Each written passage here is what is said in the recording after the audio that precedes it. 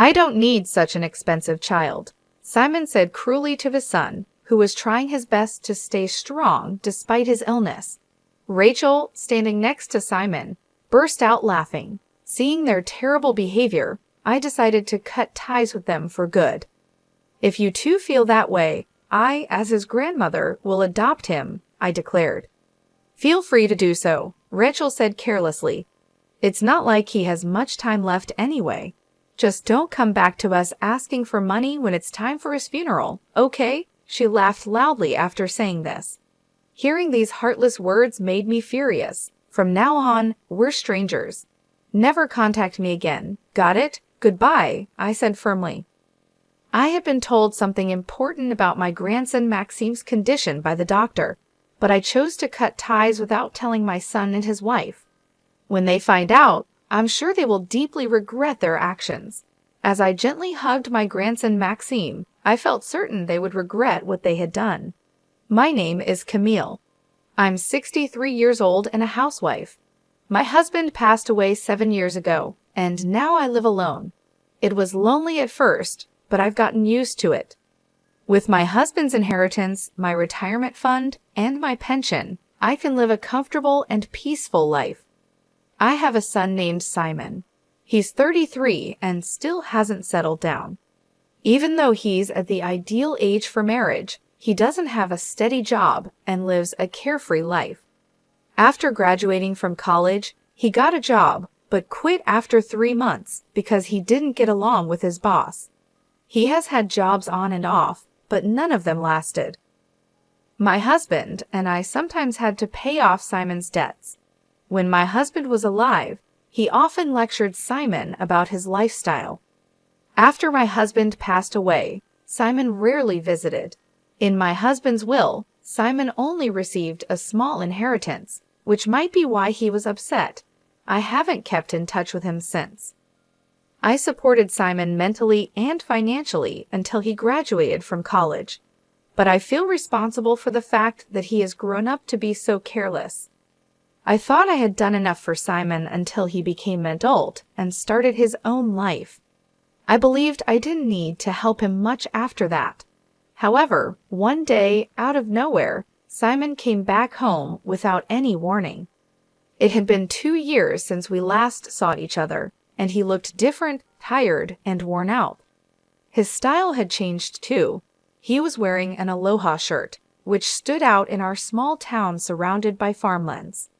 "Hey, I got married," he said. I was caught off guard by his news, and I was left in a state of shock and confusion. Seeing my surprised face, Simon clicked his tongue and called out to someone in his car. "Hey, it's okay now. Come over here." "I'm coming," a woman replied in a high-pitched voice. She stepped out of the car, dressed in a way that was hard to ignore, and looked out of place. To my surprise, a small child toddled along behind her. "A child?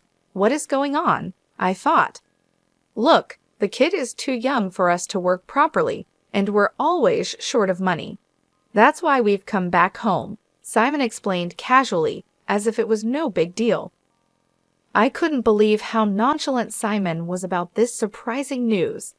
The little child, who seemed to be around 3 years old, had long hair, making it hard to tell if it was a boy or a girl. But on closer look, the child resembled Simon when he was young. "From today on, we'll be staying here," Simon announced.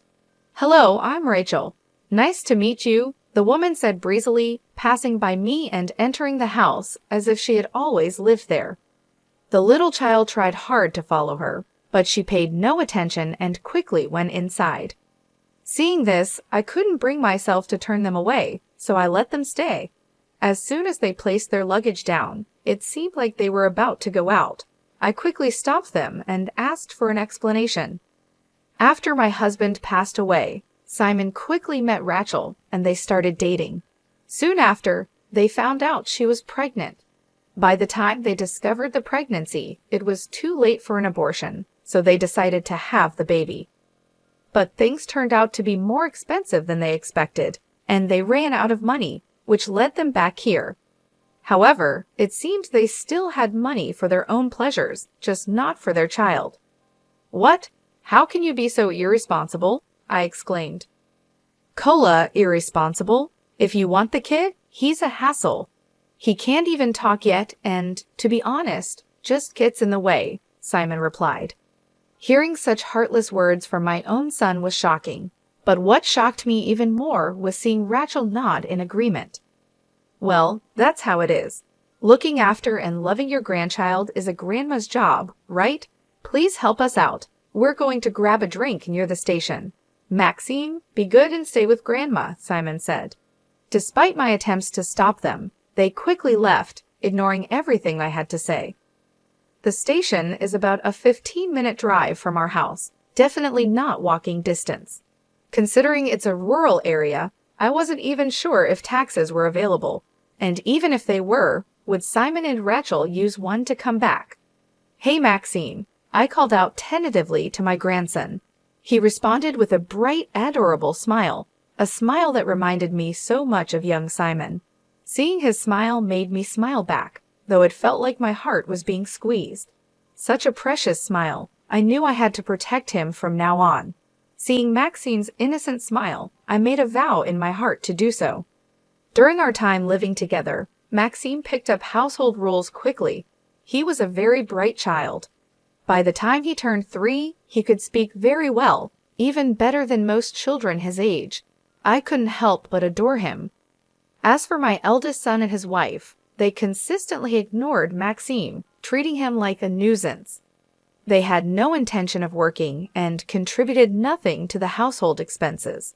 They would go out drinking every day and sometimes wouldn't return for several days. This bizarre situation had become normal for Maxime, and it seemed like he cautiously observed their moves to avoid getting close to them. I couldn't stand it any longer and spoke to Rachel. Rachel, could you spend a little more time with Maxime? After all, you are his mother. What? Why are you saying this? I'm busy, you know. You're the one taking care of him, right? She said without even looking at me, busy with her manicure. Claiming to be busy when she spent her days doing whatever she pleased was quite the statement.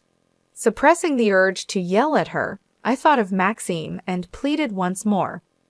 Maxime just turned 3. Children that age cling to their mothers when they feel lonely. Oh, please, I never wanted to be a mother in the first place. Maybe it's better if he calls you Mom, isn't it? Are you serious? I asked, stunned. Oh, come on. Of course, she said dismissively. I'm not. You look so scary right now, Rachel said. She must have seen the anger on my face. In the end, Rachel and I couldn't have a proper conversation about Maxime, and she just left with Simon to go drinking as usual. Maxime didn't seem to mind that his parents left. He continued flipping through his picture book. When he found his favorite fish, he excitedly pointed it out to me and tried to tell me about it with his limited words. Seeing him happy was a relief, but I couldn't stop worrying about how Simon and Rachel planned to take care of him in the future. My worries only grew when I thought about Maxime's future. With my husband's inheritance, I could cover his school fees if needed. I had no choice but to be ready for anything. As I prayed at my husband's altar, I whispered to myself. Glancing at his photo, I felt as if he was encouraging me, and I nodded in response. For 2 years, after deciding to take care of Maxime, I endured living with Simon and Rachel. I watched their reckless behavior. They went out every day, often taking money from my wallet without asking. During this time, I took care of Maxime, and he barely spoke to his parents. Maxime grew up quickly, and just before he was to start elementary school, a tragedy struck. Hello, are you Maxime's grandmother? Maxime has been taken to the hospital. Can you come immediately?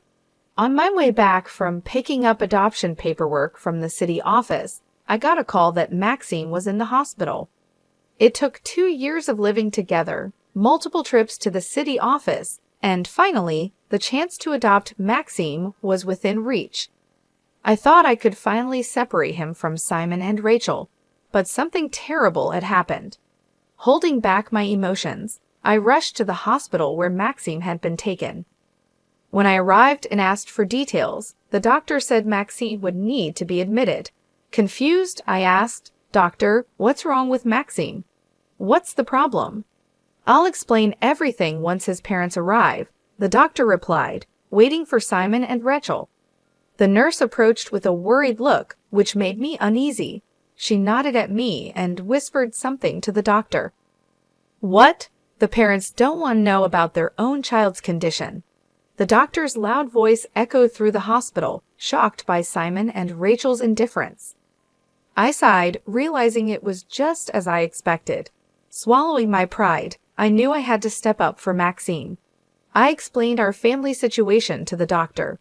At first, she seemed doubtful, but after seeing the detailed records I kept and realizing that Maxine's biological parents weren't coming, she believed me and explained Maxine's condition. "Ma'am, about Maxime's condition, please stay calm. The test results show cancer in his kidneys." "What? Cancer? This can't be," I said in shock, falling from the chair I was sitting on. The pain from the fall was nothing compared to the shock of hearing that my 5-year-old grandson had cancer. The nurse helped me get up, and the doctor continued speaking. "Fortunately, there's no sign that the cancer has spread. With immediate surgery, we can save his life." "Really? If he undergoes the surgery, he will be saved?" I asked. "Yes, however, we need the parents' consent for the operation. The cancer could progress quickly, so ideally we'd like to operate as soon as possible after explaining this to the parents." Hearing this, I felt lost. I couldn't imagine Simon and Rachel showing any concern for Maxine. As I thought about what to do, I decided to visit Maxime's room first. There, I saw something I couldn't have imagined. "Hey, I heard you have cancer. The doctor was talking to your grandma in another room.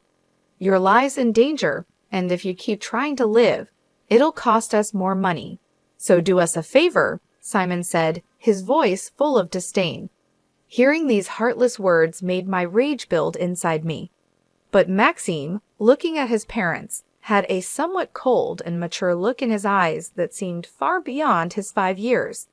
His parents seemed taken aback, but soon started laughing again. "Really, you're such an expensive kid," Simon said mockingly. "What are you saying? You two are the ones wasting money." I burst into the room, unable to hold back any longer. Simon looked surprised, but quickly turned to Maxime and continued mocking him. "We don't need such an expensive child like you," he said cruelly to his own son, who was bravely facing his illness. Besides Simon, Rachel was laughing hysterically. Seeing their outrageous behavior, I decided to cut ties with them forever. "If that's how you feel, I, as his grandmother, will adopt him." "Go ahead," Rachel said dismissively. "He won't live long anyway. Just don't ask us for money for the funeral." She laughed loudly. Hearing this, an indescribable rage surged within me. "From now on, we are strangers. Don't ever contact me again. Got it? Goodbye?" The doctor told me about my grandson Maxime's health condition, but I didn't share it with my eldest son and his wife. Instead, I decided to cut ties with them. When they find out the truth, I'm sure they will regret their choices. As I gently hugged Maxime, I had a strong feeling that they would regret what they had done. I told Maxime about his cancer and the upcoming surgery. I reassured him not to worry about the cost and asked him to go through with the operation. "Maxime, I want you to live. I know the surgery might be scary, but you will recover. I'll be right here with you. Grandma, if you're with me, I'm not afraid of anything." "I'll go through the surgery and treatment, I promise," Maxime replied. Seeing Maxime trying to smile and not to worry me, even after hearing such harsh words from his own parents, I hugged him tightly. I also told him about the adoption process I had been preparing. Maxime seemed a bit worried at first, but eventually accepted it. That night, I discussed the adoption with my eldest son and his wife, who were drinking at home. They always said they didn't want a child because of the costs and didn't really care about Maxime. To make them leave my house, I offered them a significant amount of money to stay away from us forever. Without any hesitation, they signed the adoption papers and showed no signs of regret or attachment to Maxine. They looked happy about getting the money and quickly left the house. During the talk, they didn't even glance at or speak a word to Maxine, who was sick. Their lack of responsibility as parents saddened me, but I was relieved that one source of pain for Maxine was now gone. Soon after, Maxime had the surgery, which thankfully was successful. Being young, he recovered quickly and was soon ready to be discharged. "Doctor, thank you so much," I said. "Congratulations on your discharge," the doctor replied. "I'm glad. If you ever feel something's wrong, come see me right away." "Yes, understood," Maxime responded. During his stay at the hospital, Maxine grew close to the doctor and hugged him in gratitude. Once back home, Maxime lay down on his bed and said, "Grandma, thank you so much for letting me have the surgery." "Oh, don't mention it. I'm your parent now, and it's what parents should do. You must be tired today. Get some good rest." "Okay, I'll take a short nap," Maxine said, quickly falling into a deep sleep and snoring lightly. Not long after, I received a call from the hospital. "Oh no, did I leave something at the hospital?" I thought, answering the phone quickly. "Hello, sorry for the sudden call. Actually, someone from a TV station came to the hospital, and they really want to meet Maxine." "A person from a TV station? Why Maxine?" I was completely puzzled, and my mind was filled with questions. After listening carefully, I found out that during Maxine's stay at the hospital, he became friends with a writer who was there for an interview. The writer had shared some of Maxine's stories online, and they were well received by the public. This led to discussions about turning them into a movie. I was utterly surprised. I hadn't known about this since Maxime had talked to the writer outside of my visiting hours. They told me that if it becomes a movie, Maxine wouldn't act in it, and they wouldn't use his real name. But since it's his story, people who know him might recognize it's about him. "I see. Let me think about it. I'd like to discuss it with Maxine too," I said, wanting to think calmly. I decided to hang up the phone for now. Maxine woke up, rubbing his sleepy eyes. When I told him about the call from the hospital, his eyes sparkled with joy. "Really? My story is going to be a movie that everyone watches?" "It seems so. They said they'll hide your real name and make the movie," I explained. "Huh? Why? It's fine. Let them use my name," Maxine replied. "But if they use your real name, everyone will know about your illness and our family situation," I said, surprised by his reaction. Facing my surprise, Maxime answered with an innocent smile, "Because I want to tell everyone I have such a wonderful grandma like you." "Oh, Maxime, thank you," I said, tears welling up in my eyes because of his kindness. I never expected to hear such heartwarming words from him. That night's dinner tasted saltier than usual, but I felt deeply happy and fulfilled. The movie preparations went smoothly. While the film didn't use Maxime's real name, he was introduced as the inspiration for the story. The movie became a huge hit after its release, with theaters packed every day. I watched it myself, and even though I already knew the story, it was still a moving experience. I couldn't hold back my tears watching the touching scenes of a loving grandmother and her smart grandson trying to survive together. Later, Maxime was invited to many events to talk about his story on days when he didn't have school. He led a busy life, wanting to support other kids his age who were fighting cancer. Having gone through it himself, he wanted to cheer them on. I did my best to support him. Thanks to the many lectures he gave, Maxime's bank account grew enough for a lifetime. With this money, he could focus on his treatment without worrying about finances if his illness came back. Even if something happened to me, there would be more than enough money for him to attend university without any concerns. Thinking about the future, I carefully stored his bank passbook, knowing it would be essential. One day, after living this way for a while, my eldest son and his wife, whom we hadn't heard from in about 3 years, suddenly showed up at our house. It seemed they had lost a lot of money through gambling and were now in serious debt.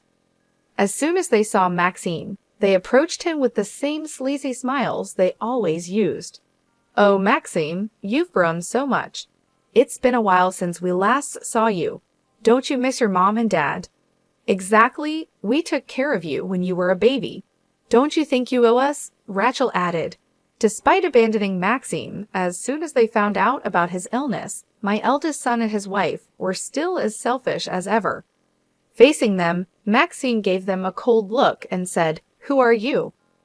At his unexpected words, both Simon and Rachel were taken aback, their mouths tightening.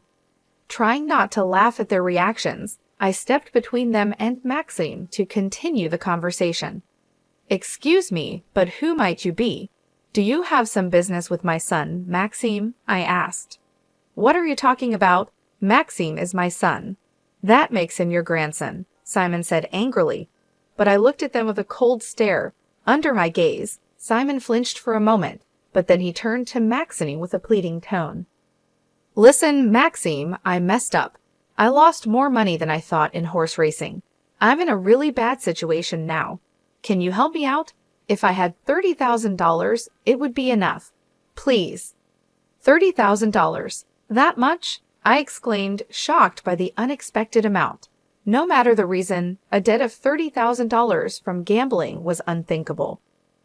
My late husband and I always warned Simon about gambling and going into debt, but it seemed like he didn't listen at all. The money Maxime saved came from the fees he received for giving lectures. He went through a lot to earn that money, sharing his painful memories in front of many people. I told Simon and Rachel, "You two can't use his hard-earned money just for your enjoyment." Then I firmly closed the front door in Simon's face. Outside, my eldest son and his wife started shouting and complaining, making such a loud noise that I had to call the police. Soon after, the noise stopped, and it seemed like they had given up and gone home. However, they didn't give up that easily. The next morning, they started causing a scene in front of our house again. "Mom, please listen. I've changed. I'm turning over a new leaf. I'm sorry for everything. Please let me in," Simon pleaded. "Maxime, I'm so sorry. From now on, I'll be with you and take care of you properly. So please let me in," Rachel added. They kept knocking on the front door early in the morning, annoying the whole neighborhood. Despite their constant noise, Maxime calmly continued his breakfast inside. Eventually, he went to the entrance, but I didn't hear the door unlock. Curious, I quietly checked what was happening. Instead of opening the door, Maxime was watching them from a small window near the entrance. They kept knocking, unaware of his gaze. Maxime then made a proposal. "All right, I'll give you a few questions. If you answer even one correctly, we can live together." "Really? Just like that? Despite everything, you're still a kid at heart, aren't you? What's the question?" "I'll answer anything," Simon replied, sounding relieved and cheerful. After a brief pause, Maxime asked the first question. "First question, tell me my favorite and least favorite foods." Hey Rachel, you should know this, right?" Simon stammered, clearly clueless. Rachel, trying to help, thought for a moment and answered confidently, "Any mother would know that. Your favorites are pudding and chiffon cake, and you hate bell peppers, don't you?" Hearing their answer, it was clear they didn't know Maxime at all. I sighed quietly without them noticing, feeling a mix of sadness and frustration. Maxime looked down at the couple from the window and asked, "Are you sure that's your final answer?" Of course, it's unthinkable for a mother not to know her own son's likes and dislikes, Rachel said confidently from outside. She seemed certain about her answer. Hearing this, Maxime laughed heartily. The couple, not expecting to be laughed at, were probably flustered. After a good laugh, Maxime, now calm, replied to Rachel, "That's wrong. What a shame." "What? Why? You always looked so happy when there were cakes, didn't you?" Rachel insisted. "That was Dad's favorite, not mine. I used to have an egg allergy, so I don't eat things like pudding or cakes with eggs. I love the egg-free cakes Grandma makes, and I hate whipped cream, but I absolutely love bell peppers." Is that true? Rachel asked, shocked. Before coming to my house, Maxine was only given cheap instant porridges and slices of bread. I often wondered how he managed to stay healthy with such a poor diet. The reason Maxime didn't get sick was largely because of the meals he got at daycare. The principal noticed his diet was lacking and provided allergy-friendly meals, carefully monitoring his health. When she warned Rachel about her poor parenting and threatened to report her to child services, Rachel decided to stop sending Maxine to daycare and moved in with me. Hey, how long do you think we've been apart? How would I know what you like now? Rachel said, frustrated. Then, next question. What is my birthday? Maxime asked. Your birthday? Rachel and Simon looked confused. Maxime's birthday was actually today. Normally, a parent wouldn't forget their child's birthday, especially a mother. But despite this simple question, the couple showed no sign of knowing the answer. Why aren't you answering? It's such an easy question, isn't it? Maxime asked. Of course I know that, right, Simon? Rachel said, turning to Simon. Yes, of course, I know that. Simon replied in a panicked voice, but it was clear they didn't know the answer. If you don't know, you should just admit it, Maxime said. Even after waiting for about 10 minutes, they still didn't answer. Maxime muttered under his breath, and his sad expression showed that he was hurt his own parents didn't remember his birthday. My heart ached for him. No, wait, I just had a brain fart. Of course, I know your birthday. Rachel tried to cover up her mistake. I know it, Rachel said. You just caught me off guard. It slipped my mind. Can you give me a hint? She asked, trying to cover up. In response to their silly excuses, Maxime laughed out loud, but I could see tears forming in his eyes. Feeling bad for Maxime, I quietly moved closer and held his hand. He was surprised to see me, but he nodded, wiped away his tears, and looked straight at his parents. Hey, real parents remember their child's birthday without needing hints. I've never been celebrated by you two, so I expected this, Maxime said. What? After all I did to give birth to you, and this is how you repay me. You should be grateful. Rachel snapped back, starting to get angry. Maxine gave her a cold look, and she went quiet. Well, here's the last question. It's an easy one, Maxine said. I was diagnosed with cancer and treated at a hospital. Which organ was affected? This was a question any parent should easily answer, especially since Maxine's illness had been on TV for several days. But their responses were unexpected. Wasn't it the heart? Simon asked. No, it was the stomach, right? Rachel added. I was so shocked I leaned back and looked up at the ceiling. Despite Maxime's story being a hot topic, my son and his wife showed they had no interest in him at all. Hearing this, Maxime must have thought, I never expected it to be this bad. I felt sorry for him, but to my surprise, he started laughing. Thanks, I get it now. It's worse than I thought, Maxime said. What? Did we miss something? Rachel asked, puzzled by Maxime's reaction.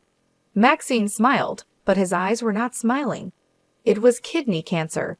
You claim to be my family, but you know nothing about me. The only one I consider my family is Grandma Camille. Shouldn't you be grateful I gave birth to you? Rachel asked, still angry. That's the point. To me, the only one I can call a parent is Grandma Camille, Maxine said. Oh, looks like my ride is here. Please don't bother coming here again. Maxine left them with those words and closed the window with a bang. Outside, my son and his wife were shouting in anger, but when the police arrived and warned them, they immediately stopped and everything went quiet. I was worried that Maxime might have been hurt by this, but he looked relieved and smiled at me. What I said to them just now, that they are not my parents, is truly how I feel. I've always wanted to call you Mom, but I was too shy to say it. Can I call you that? Of course, Maxime. Thank you, I replied, deeply touched by his words. I hugged Maxime tightly, tears in my eyes. Mom, you're squeezing too hard, he said, but he hugged me back just as tightly. As for those two, They claimed they had lost their son to me and were saying nonsense like I was being deceived by him. But everything they did to Maxime is documented and recorded, including testimonies from his kindergarten and the parenting diary I kept. The police reviewed the evidence and dismissed their claims. Still, the police contacted us to verify the facts. The officers seemed frustrated with the stubborn claims of my eldest son and his wife. After the call from the police, Maxime went to the police station alone to see them. When he came back, he looked refreshed. I said my final goodbyes to them and told the police everything about the terrible things they've done. They won't have a normal life for a while, I guess, Maxime said. He showed me the evidence he had mentioned. Shockingly, there was footage of the couple committing theft and exchanging money with a stranger. It seemed they believed they could live comfortably off the royalties if they could get Maxime on their side. They even planned to sell him to someone involved in shady dealings in the black market. Seeing their terrible plan, I was in shock and felt chills down my spine. I never thought my own son could be so cruel to his own child. Maxime spoke softly to me, seeing I was dumbfounded. I asked the manager to look into it, and we found out this shocking truth. I thought if you found out, you might be so shocked that you'd faint. That's why I kept it a secret. I'm sorry. It's okay, Maxime. I'd do anything for you and always have your back. It's even scarier to not know about such terrible things. I'm really sorry for hiding it from you all this time. The only one who worries about me this much is you, Mom. That's why I want to protect you too from now on, Maxime said with a slightly embarrassed look. Seeing Maxime's shy expression, tears of joy welled up in my eyes. Even though he has faced many hardships and seems mature for a 9-year-old, that shy expression made him look just like a child, which warmed my heart. My heart warmed as I thought about my eldest son and his wife. They were later found guilty of many other crimes and ended up serving nearly 9 years in prison. They never showed any remorse or apologized.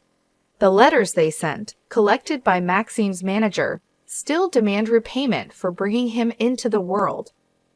Maxime continues to visit hospitals to encourage sick children. He's now in middle school and has hit puberty, but his kind and honest nature remains the same. He's living a good life. Lately, it seems he has a girlfriend.